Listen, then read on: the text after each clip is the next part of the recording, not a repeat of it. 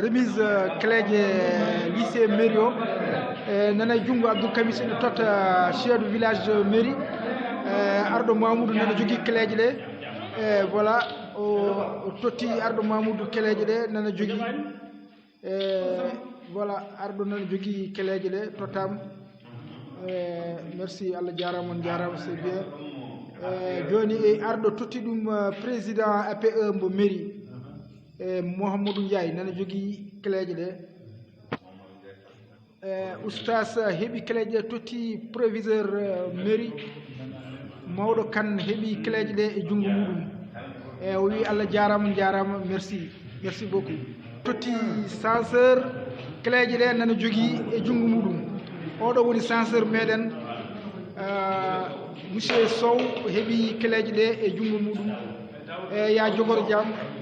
ya jogoro jaam Seydi Sow merci Allah jarama on jarama merci beaucoup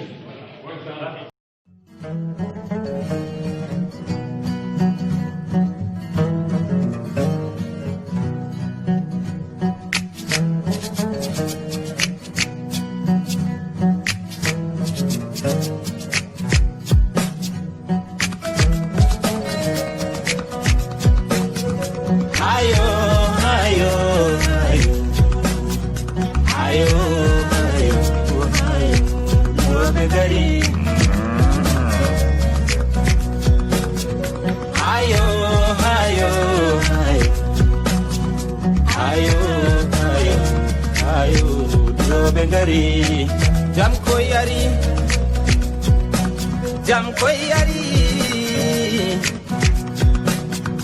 agana ijara to da bali bada to do dimadi